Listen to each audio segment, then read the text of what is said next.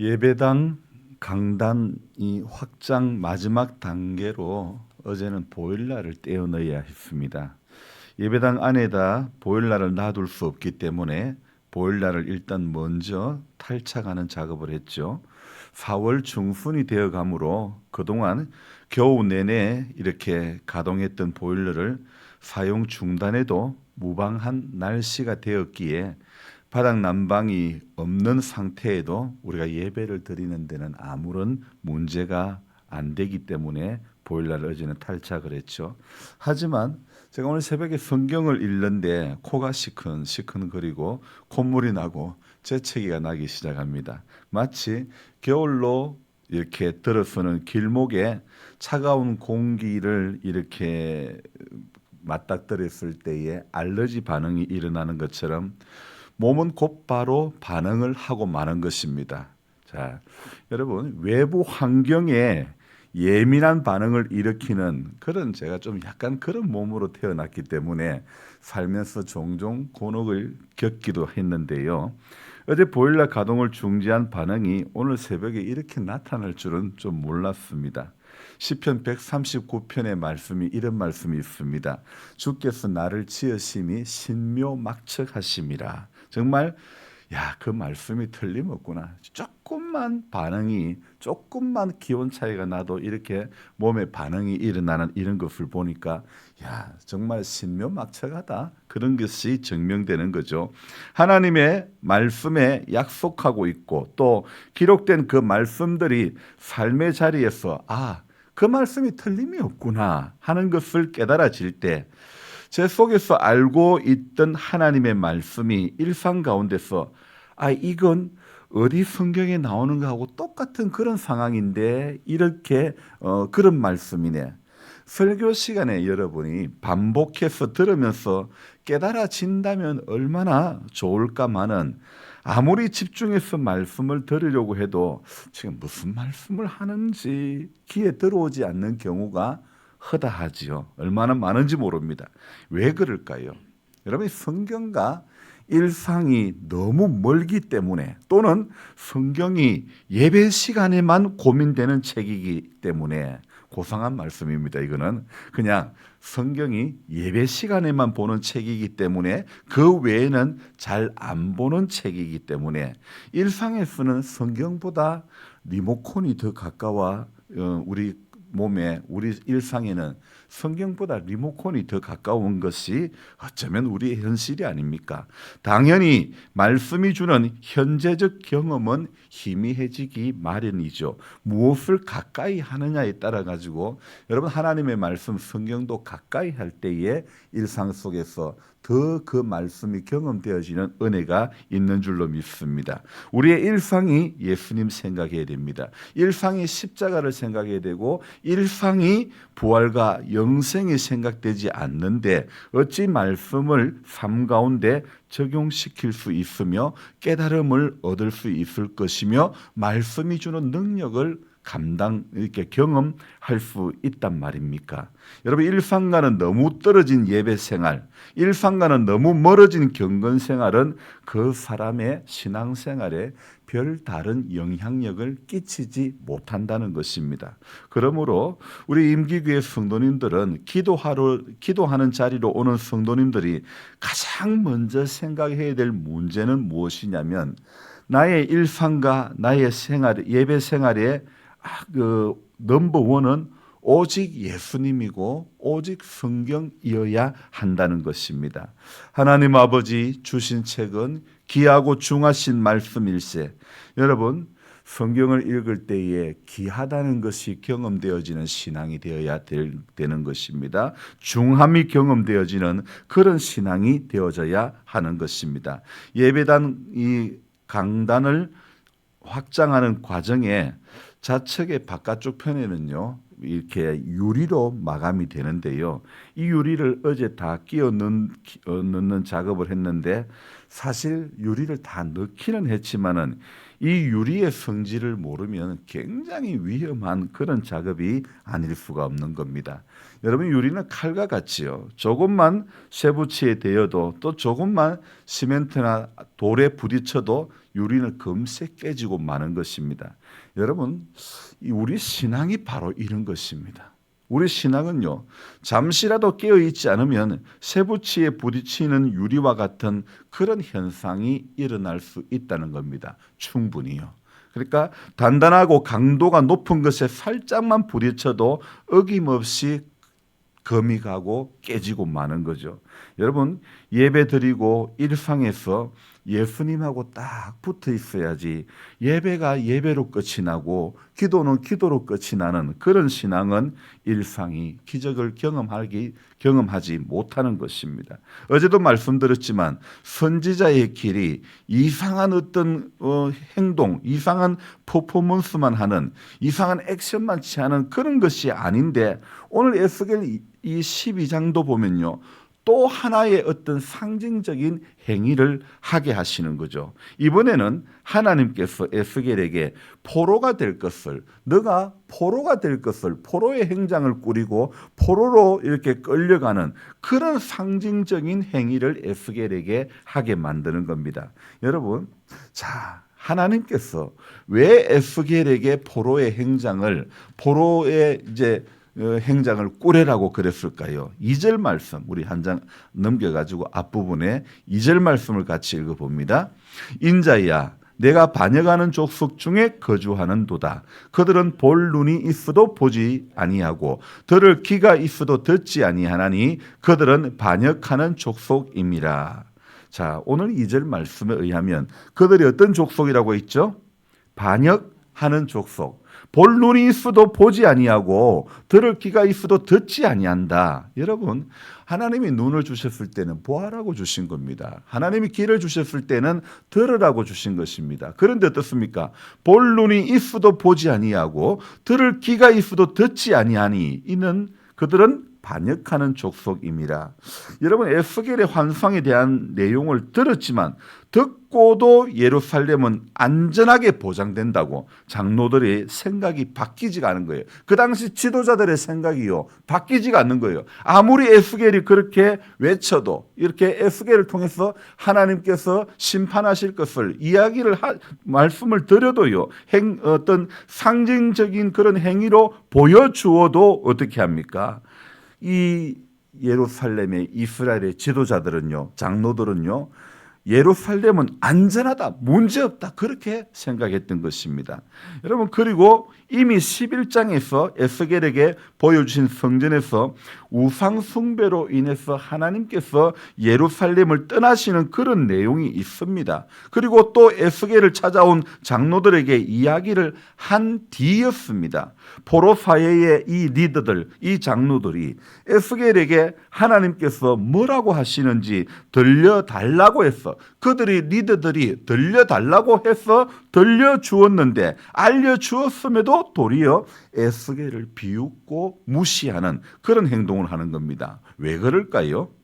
왜 그러냐면 이 12장 13장에는요 누가 등장하냐면 거짓 예언자와 점치는 여자들이 등장을 하는데, 바로 이 이스라엘의 지도자들이, 장로들이 이렇게 에스겔이 상징적인 행위를 해도 보여주어도 들려주어도 어떻게 해요? 보지 아니하고 들을 귀가 있어도 듣지 아니하는 거. 왜요?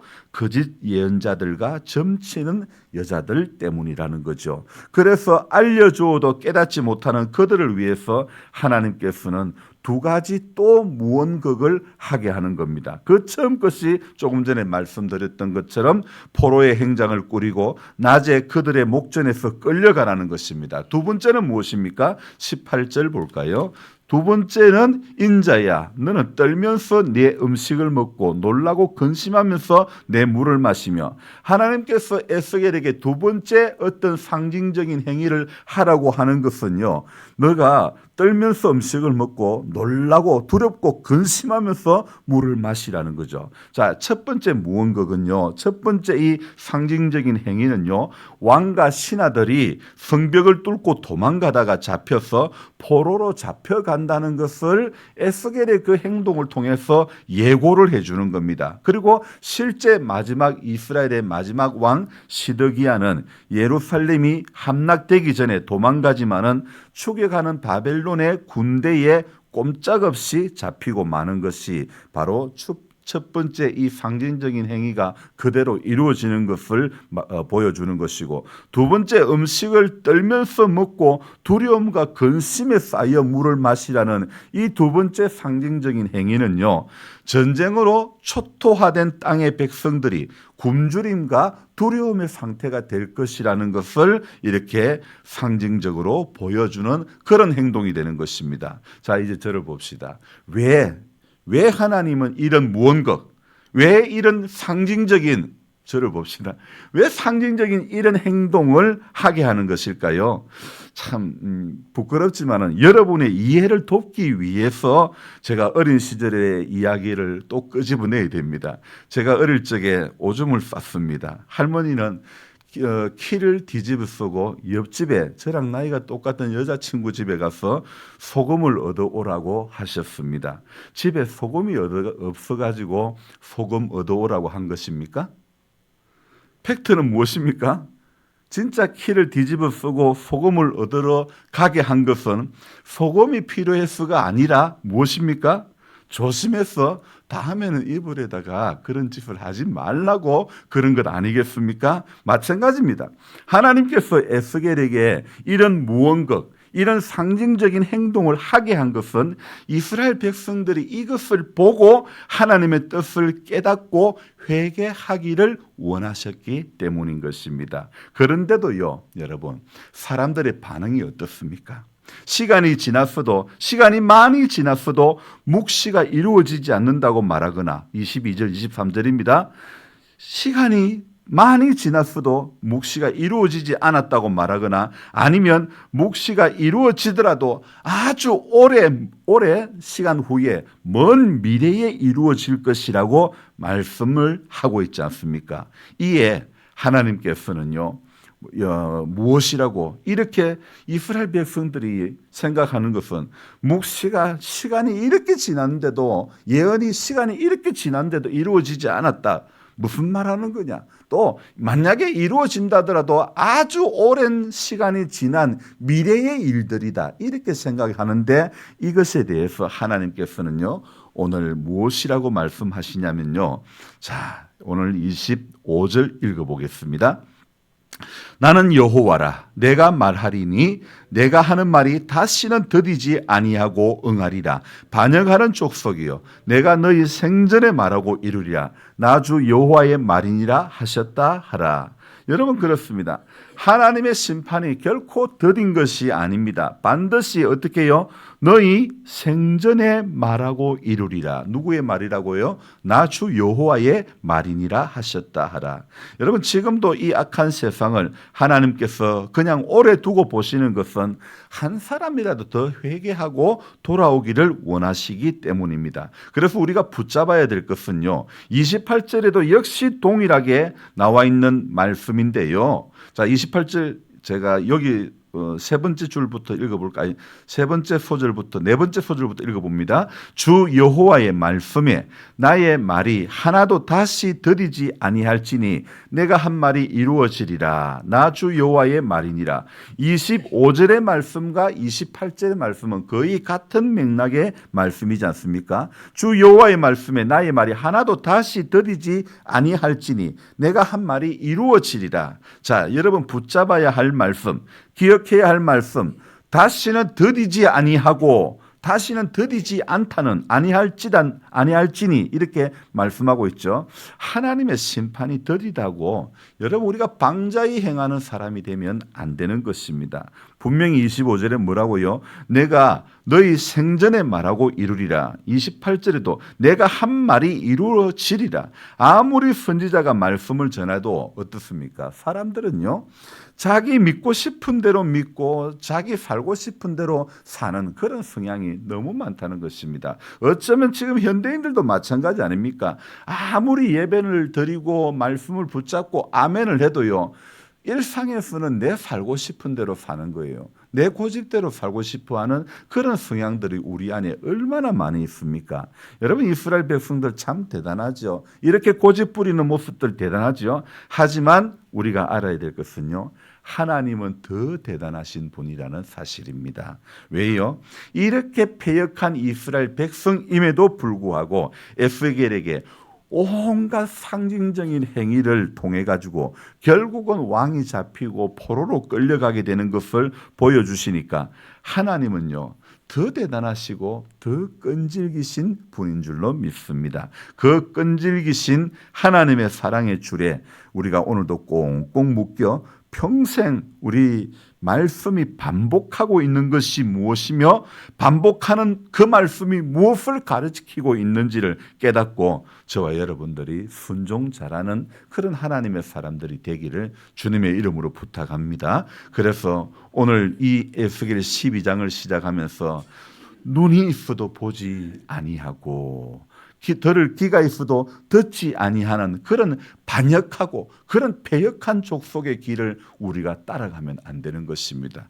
눈을 주셨을 때는 분명히 보아야 할 것이 있기 때문에 눈을 주신 것이고, 귀를 주신 것은 들어야 될 말씀이 있기 때문에 귀를 주신 줄로 믿습니다. 그래서 늘 하나님 앞에 우리가 일상이 하나님, 기도하는 제목이 하나님 오늘도 보아야 될 것을 보게 해주시고, 하나님 오늘도 들어야 될 것을 듣게 해주시고, 하나님 오늘도 깨달아야 될 것을 깨닫게 되는 은혜를 허락해 주옵소서. 그렇게 기도하고 나아가는 우리 모두가 되어져야 될 줄로 믿습니다. 기도하겠습니다. 좋으신 하나님 아버지, 대단하신 하나님 아버지, 오늘 에스겔을 통해서 온갖 상징적인 행위를 통해 가지고 하나님 말씀하셨습니다만, 그러나 그 당시 리더들은 이 묵시가 더디 이루어진다, 또 아주 오랜 미래의 시간에 이루어진다, 그렇게 이야기를 하면서 아주 하나님 아무리 선지자 에스겔이 말씀을 전해도 듣지 아니하고 보지 아니한 패역하고 방자한 그런 삶을 살고 말았던 것입니다. 하나님 분명히 말씀합니다. 내가 너희 생전에 말하고 이루리라. 더디 하지 아니하고 반드시 말하고 이루리라고 반복해서 25절과 28절에 말씀하고 있습니다. 하나님의 말씀이 반복되어져도 하나님 귀 막고 눈 막고 듣지도 보지도 않는 어리석은 인생 되지 않게 해 주시옵소서. 반복되어지는 말씀 속에서 붙잡아야 될 말씀이 무엇인지 알게 해주시고, 깨달아야 될 말씀이 무엇인지 알게 해주시고, 그래서 오늘도 하나님 보여주신 것 잘 보고, 들려주신 것 잘 듣고, 깨닫게 해주시는 것 잘 깨닫고 순종 잘하는 하나님의 사람들이 다 될 수 있도록 도와주시옵소서. 결국에는 하나님 앞에 서야 되고, 결국에는 주님 나라에 들어가야 될 우리들인데, 이 땅에서 하나님 허락하신 것, 하나님 우리에게 부탁하신 것 감당하지 못하고 더디다고, 심판이 더디다고 하나님 태연하고 그렇게 나아가는 우리들 되지 않기를 원합니다. 다시 더디지 아니할지니 하나님, 우리는 하나님의 말씀이 들려질 때에 잘 듣고 순종 잘하는 하나님의 사람들이 다 될 수 있도록 도와주시옵소서.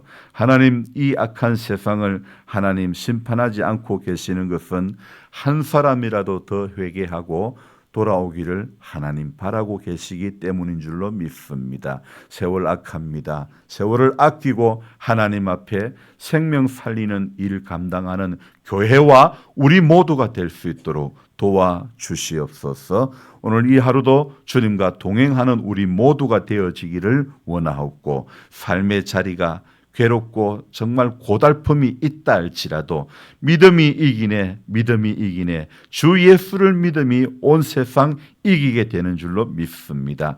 약속하신 기록되어 있는 말씀이 내 삶 가운데서 정말 그렇습니다 주님하고 고백하면서 오늘도 힘을 낼 수밖에 없는 하루가 되도록 도와주시옵소서. 예수님의 이름으로 감사하며 기도드리옵나이다. 아멘. 간절한 마음으로 주여 부르고 기도합니다. 주여, 주여, 주여. 아버지 하나님 고맙고 감사합니다. 좋으신 하나님께서 허락해 주신 이 날도 하나님의 은혜 가운데 우리 모두가 붙들린 바